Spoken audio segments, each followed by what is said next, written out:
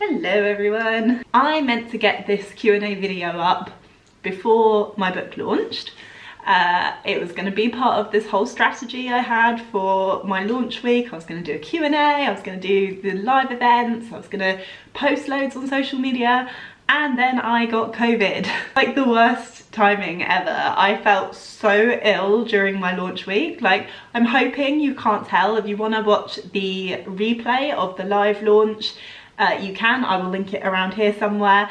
Hopefully you can't tell, but I pretty much felt like death during that launch. So I kind of had to put these videos on the back burner, but I figured it would still be good to do this Q&A video. I got lots of questions on Instagram. I did answer some of them on Instagram, but I wanted to do a proper Q&A video because I know you guys do have questions and I still wanted to answer them even though everything got messed up. So on that note, if you haven't already, please do order my book. It's now available. You can get it in ebook, audiobook, and now paperback. I've got the lovely paperback right here.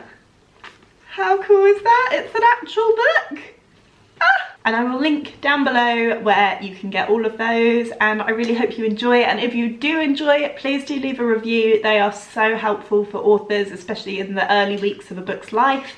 Amazon boosts books that have lots of good reviews, so if you do enjoy it, please do leave a review. I also really quickly wanted to give a shout out to all the people who have tagged me on social media with their reviews and their pictures of them with the book. I wouldn't be here if it wasn't for you, so thank you so much. And if you would like a shout out in the next video, please do tag me on Instagram or Twitter or any social media platform and I will give you a little shout out. Without further ado, let's get into the questions. So the first question is, which characters were easiest/hardest to write? I wouldn't say that any of the characters were easy to write. Like, I spend quite a lot of time making sure that my characters have lots of layers and making sure that they've got lots of backstory and lots of like secrets in their past. I'm a big fan of morally grey characters and people who have lots of issues that they want to basically keep hidden. If you want to see how I create my characters, I did do a video on that and I will link it around here somewhere and in the description box. But yeah, I'm a big fan of very layered, textured, interesting characters. So I wouldn't say that any of them were particularly easy, but I suppose the voice that was easiest for me to write was Jodie's voice, which is kind of the main POV. There's two POVs that you hear, Jodie and Nora, and Jodie's kind of the one that you hear a little bit more of, so I guess she counts as the main POV. But she was probably the easiest to write just because she's closest to my voice.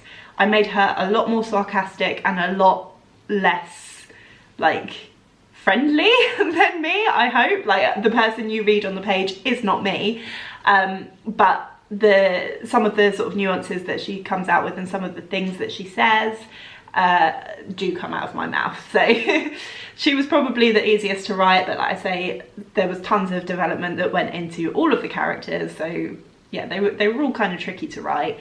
The hardest to write was definitely Lacey, which is a young girl.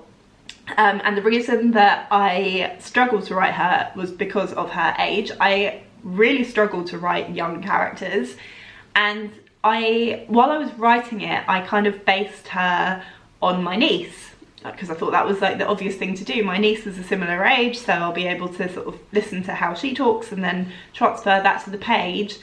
But the thing is, my niece talks a lot older than she is. Like, she sounds a lot older than she is. She comes out with things that sound quite mature for her age. And so when I was sort of copying how she was talking, it was only when I got to sort of editing stage and I was talking to my editors and to my agent, and they said, it doesn't sound like she's as young as she's supposed to be. And I think that's because I was basing her on my niece. Like, she just, not all children sound like that. So yeah, I just had a bit of a skewed perception of how she should sound. And yeah, it took quite a lot of work to try and stop talking the way that I do, particularly as there's a point of view chapter of Lacey right near the end. There's a chapter that is from Lacey's point of view, and to write a whole chapter from this kid's point of view was really tricky because I was trying to make sure that the prose was interesting and rich, and a lot of the things that you do to make the prose interesting and rich just doesn't make sense coming out of a young girl's mouth. So yeah, she was definitely the hardest to write. I don't know how young adult authors do it, like to get themselves into the headspace of a teenager so that they're writing and sounding like a teenager. It's such a skill, and I have so much respect for young adult authors. The second question is, why did you decide to set the story in a gated community? So if you don't know, The Girl Beyond the Gate, the reason it's called The Girl Beyond the Gate is because it's set in a gated community. I had heard of gated communities, and I definitely knew I wanted to set the book in a gated community just because I thought it was the perfect setting for a thriller, because it's kind of got that locked room feel about it, and it's also like, because you've got the situation where you cannot get into the Grove unless you've got a key card. If a murder happens inside the gates, you've got your list of suspects right there. So I thought it was a really good setting for a thriller and like a murder mystery. But when I started researching it, I realised that actually they're not particularly common in the UK.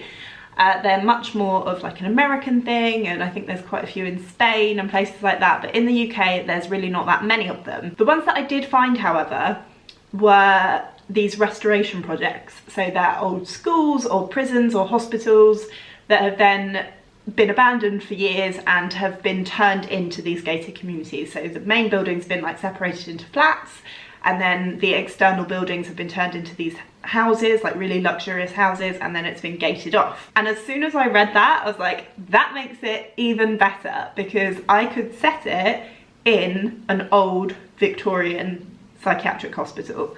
Because I don't know how much you know about Victorian psychiatric hospitals, but I did a lot of really quite horrible research while I was planning this book, and they were awful places. Like, the patients there were treated terribly.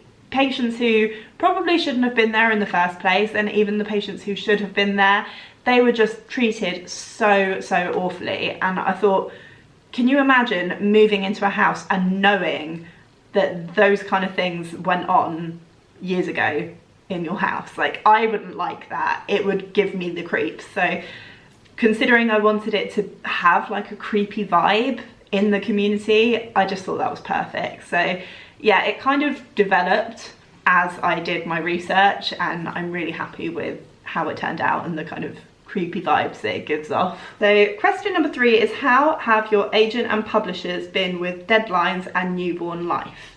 So again, if you don't know, I have a newborn. What, does she actually count as a newborn anymore? I don't know. I don't know when they stop counting as newborns, but I have a 4-month-old baby, and she was born in November and the book came out in March. So around November was the time that I was editing and getting everything ready for publication, and they have been so amazing. I actually can't express how amazing my publishers and my agent have been about me being pregnant and having a baby. It's just been such a lovely experience, because they had a timeline that they would normally follow, and it meant that I would be doing edits with a newborn, which obviously wasn't ideal. So they ended up completely customizing the timeline for me so that I could get all of my edits done before I gave birth. So I think I finished up my edits beginning of November, and then she was due sort of middle to end of November. She was born at the end of November. So yeah, I got all of my edits done prior to giving birth, which was really nice. And then it meant that after I had given birth and I had a newborn, I only had to do like the tiny little edits, like the proofread and stuff, which are much easier to handle than like the big developmental edits. So they were really helpful with that. And then my second book is coming out in November, and obviously I had to be drafting that and sticking to a deadline for that. But they were also really nice and said, like, you know, if you need to stretch the deadline because of newborn life and it's just too hard, then just let us know. And it's just been so lovely knowing that I've got this team behind me who are understanding of my personal life and, you know, willing to sort of adjust to fit my family life. And it's just, yeah, it's been so lovely, and I can't thank them enough. Okay, question 4 is, do the cinnamon roll meme with your characters. And I had to look this up because I had no idea what this was. I don't know if this is just me being old, but I genuinely have never heard of the cinnamon roll meme. From what I gather, it's labeling your characters as people who look like cinnamon rolls but would actually kill you. And when I say cinnamon roll, I mean like a really sweet person. And then someone who looks like a cinnamon roll and is a cinnamon roll, someone who looks like they could kill you but is actually a cinnamon roll, and someone who looks like they could kill you and would kill you. I think that's right. So I guess someone who looks like a cinnamon roll and is a cinnamon roll would probably be Dr. Roth. So Dr. Roth is like this cool, suave guy, and he's the local GP in the Grove, and he looks very friendly and he gets on with all the kids, and I think he is really friendly and genuinely does like the kids. So yeah, I guess he'd be the cinnamon roll guy. Someone who looks like a cinnamon roll but would actually kill you is probably Heidi. So Heidi is this like prim, proper lady. She wears a pearl necklace, she's always got her hair done perfectly, she's always got her nails done perfectly, and she's very overly friendly. So when Jodie first arrives in the Grove, she like gives her a big hug and she welcomes her to the Grove, and she's like, you're going to be part of the family, and she's really, really overly lovely, but you do not want to get on the wrong side of her. So she's probably the cinnamon roll but would actually kill you. Someone who looks like they could kill you but is actually a cinnamon roll, I don't know, probably Jodie. Like I don't think she looks like she could kill you, but she's very standoffish and she's not a particularly nice person. Like she is a nice person at heart, but she's not very good in social situations, and so, you know, when people talk to her and try to be friendly, she kind of pushes away from that. But then she is good-hearted inside. Like she isn't a good person at heart. She just yeah, struggles and makes some pretty big mistakes. And then someone who looks like they could kill you and could actually kill you would probably be Nora. Nora is the other POV character, and she is, I wouldn't say she looks like she could kill you. Like, again, I don't think any of them particularly look like they could kill you, but she has her hair, like there's a description at the beginning where it says her hair is pulled so tight into a ponytail it makes my head hurt.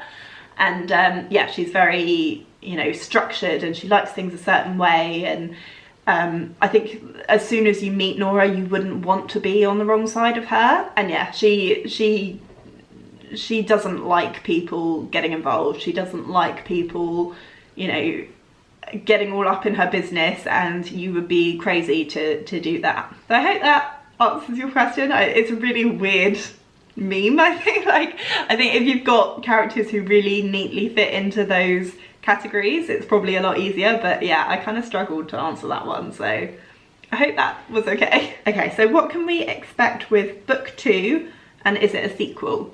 It is not a sequel, although a lot of people have been asking me for a sequel, so I don't know, I don't even know how a sequel would go. I've got no idea, but we won't put it off the table. Like, potentially there might be a sequel one day, but this book is not a sequel. It's another standalone, and I'm really proud of it. I actually think that it's better than The Girl Beyond the Gate, which is nice because I know a lot of people really struggle with writing book 2, and they, you know, feel like they can only get out one good book and then the second one's not going to be as good. But I actually think that I've improved since writing The Girl Beyond the Gate, which is always my goal. It is basically set on a farm, and the main character stumbles upon a dead body in the early chapters, and for reasons to be revealed decides to clean up the crime scene and get rid of the dead body. And then it's kind of the reasonings for why she's done that and the fallout from that.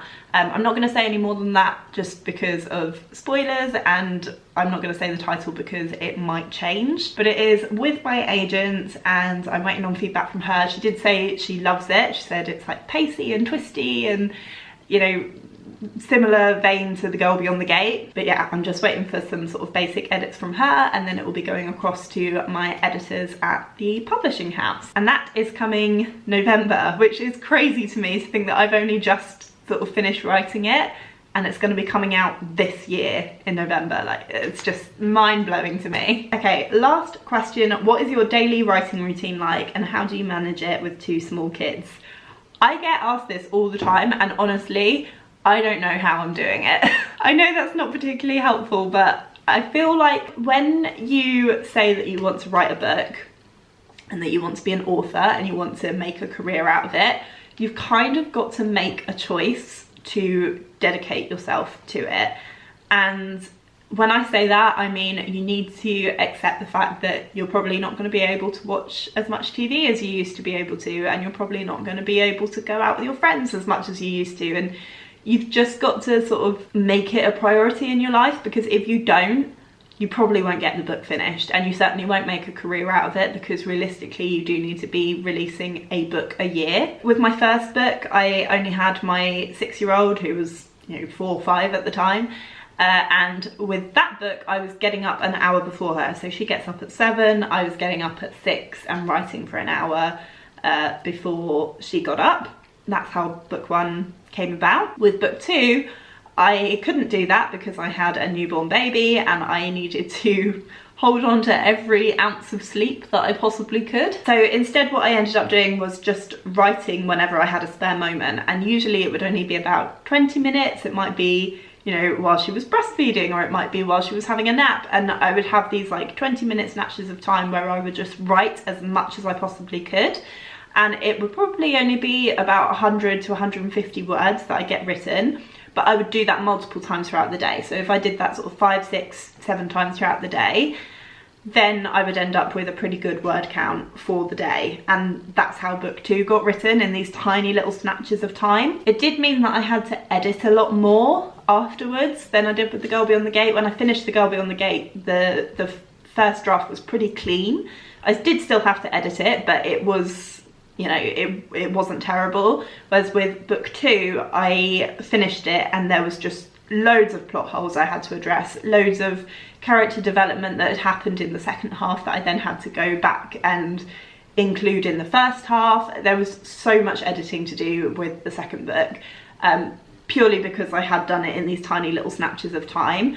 But it worked, and I got a good draft out of it. I then edited it and got what I think is a good clean draft, second draft out of it.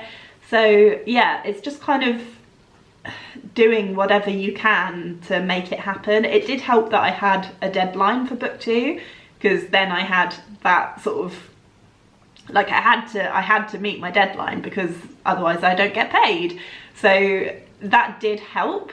So you can try sort of self-imposing a deadline if you haven't got a book deal. Like, you can say to yourself, right, this needs to be done by this date. But yeah, just fitting it in whenever you can. I know that's really vague advice, but that's what I do. Whenever I can, I will sit down and write. And one thing I will say is, if you're struggling to find time to write because you're a parent or whatever, don't focus on any of the other stuff. So things like social media, websites, trying to make a name for yourself, trying to grow your newsletter, whatever. If you are focusing on those things and then you find you don't have time to write, there's no point in building a following if you're never going to finish your book.